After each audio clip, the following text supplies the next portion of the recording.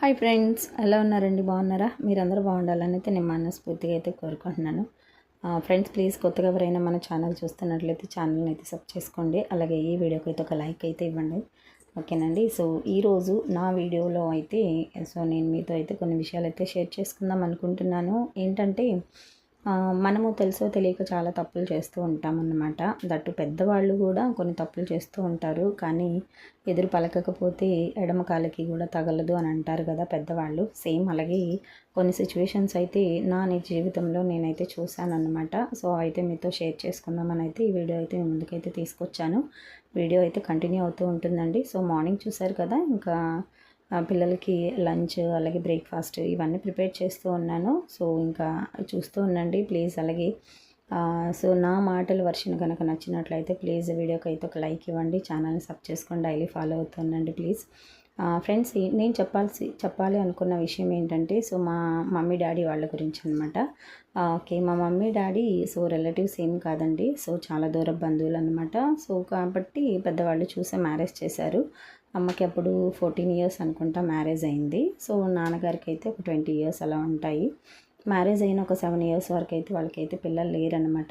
నేను మా mummy daddy గురించి అయితే మీతో చెప్తున్నానండి. పిల్లలు లేరు. ఓకే, అప్పుడు పిల్లలు లేకపోతే ఎలా ఉంటుందండి అత్తగారి ఇంట్లో. అసలు నిజంగా ఆ సాధింపులు అయితే మా అమ్మ చాలా పడ్డారనమాట. అసలు చెప్పలేమన్నమాట, వర్ణనాతీతం అండి నిజంగానే. అత్తగారు, మామగారు, ఆడపడుచులు, అలాగే మరిది, ఇంకెంతమంది ఉంటే అంతమంది టార్చర్ పెట్టేవాళ్ళు అనమాట మా మమ్మీని. ఇంకా మా డాడీ అయితే ఎయిత్ వరకే చదివారండి. అప్పట్లో మా నాన్నతో పాటు 10th వరకు చదివిన వాళ్ళకి అయితే గవర్నమెంట్ జాబ్స్ అనమాట. ఓకేనండి. సో మా డాడీ మాత్రం 8th వరకే చదివి తర్వాత మానేశారు. మానేయడం అంటే మా తాతయ్య గారి పొలం పనులు పెట్టేశారనమాట. మా మమ్మీ అయితే 5th వరకే చదివారండి. అయినా సరే అసలు నిజంగా వాళ్ళ బ్రెయిన్ అండి పెద్దవాళ్ళది. సో వడ్డీ లెక్కలు వాళ్ళతో సమానంగా మనం వేయలేమన్నమాట. సో మా అమ్మ కొంచెం తెలివిగా ఉంటారనమాట. ఇంకా అసలు నిజంగా అండి మచ్చబెట్టడానికి లేదన్నమాట. సో మా మమ్మీ అయితే అసలు నిజంగా మాట అంటే మాటే అన్నమాట. అలా ఉంటుందన్నమాట ఆవిడతో. అసలు నిజంగా చాలా మంచి వ్యక్తి. అలాంటి తల్లి నా లైఫ్లో నాకు దొరకడం అనేది నేను నిజంగా పూర్వజన్మ సుకృతం అని అయితే నేను అనుకుంటూ ఉంటానన్నమాట. సో అలాంటి ఆవిడని నిజంగా అండి చాలా చాలా చాలా చాలా కష్టాలు పెట్టారు. బట్ అలాగా ఇప్పుడు ఎవరు రిపీట్ చేయొద్దని అయితే నేనైతే ఈ వీడియో మీ ముందుకైతే తీసుకొచ్చానండి. ఓకే, మ్యారేజ్ అయ్యాక ఒక 7 ఇయర్స్ పిల్లలు లేరు. పిల్లలు లేకపోతే అసలు మా డాడీ అయితే పొలం వెళ్ళిపోయారనమాట.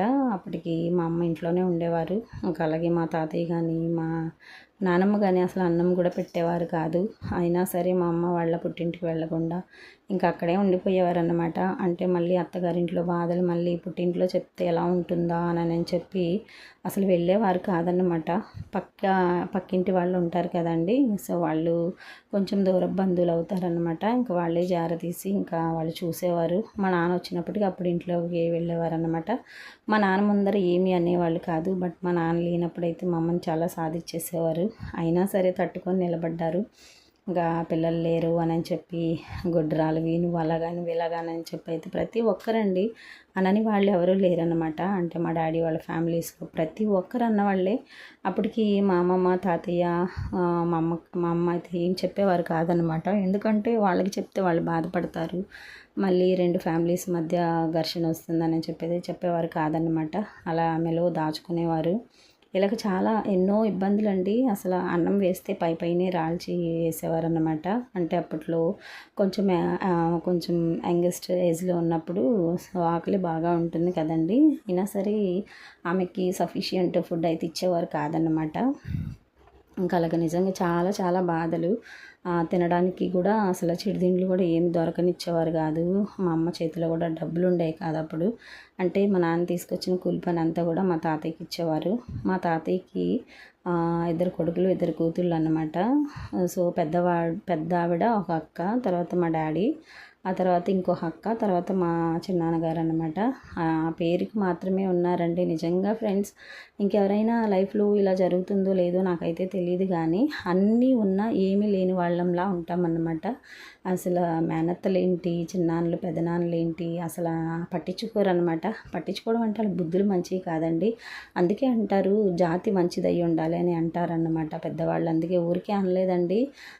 కాబట్టి ఏదైనా సరే నీతి జాతి ఉండాలి అని అంటారు కదా, అలాగా లేని వాళ్ళు అలాగే ప్రవర్తిస్తారని అయితే నేను అనుకుంటూ ఉంటాను కొన్నిసార్లు. నిజంగా అసలు నిజంగా మా అమ్మని చాలా చాలా చాలా టార్చర్ పెట్టేవారనమాట. అసలు మా అమ్మ కాబట్టి తట్టుకొని నిలబడిందండి అక్కడ. లేదనుకుంటే ఇంకెవరైనా ఆ ప్లేస్లో ఉండుంటే ఎప్పుడో పుట్టింటికి వెళ్ళిపోయేవారన్నమాట. అయినా సరే మా మమ్మీ అలాగే ఉండేవారు. ఆ తర్వాత 7 ఇయర్స్ అయ్యాక ఓకే, ఒకసారి ప్రెగ్నెంట్ అయ్యారు. అప్పుడు అయ్యాక ఒక 1 మంత్ 1.5 మంత్లో పోయింది. పోతే అప్పుడు మా మమ్మీకి పత్యం పెట్టాలి కదండి. మా నాన్నమ్మ తినకూడని కూరలు కూడా చేసి పెట్టేసేవారనమాట. అంటే ఆమెని ఏం చెయ్యాలి అని అనుకున్నారైతే మనకైతే తెలియదు, కానీ ఆ పాప పుణ్యాలు ఆవిడకే తెలియాలి. తినకూడని కూరలు అంటే మా పక్క దుర్పక్కిలు అనేదో అంటారండి. సో అలాంటి కర్రీస్ చేసి పెట్టేసేవారనమాట. ఆ పక్కింటి వాళ్ళు చూసి తినకూడదు పక్కకు తీసేయనని చెప్పి లాగేసేవారనమాట గిన్నెలు. అలాగా మా నాన్నమ్మ పెట్టరా అని టార్చర్స్ అయితే పెట్టేశారు. అసలు నిజంగా చెప్పుకోవడానికి నాకు చాలా బాధ అనిపిస్తూ ఉంటుందండి. సో ఈ రోజుల్లో అలాంటి అత్తగారులు ఎవరికి ఉండకూడదు. ఓకేనండి. సో మరొక వీడియోతో అయితే నెక్స్ట్ ఏం జరిగింది అనేది అయితే మీతో నేను షేర్ చేసుకుంటాను. ప్లీజ్ ఈ వీడియోకి అయితే ఒక లైక్ ఇవ్వండి.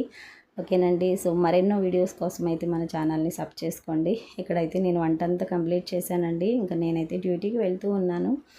మా హస్బెండ్ అయితే ఇంకా డ్యూటీకి వెళ్తూ నన్ను దింపుతానన్నారు. కాబట్టి అయితే ఇంక మేము బయలుదేరిపోయామన్నమాట.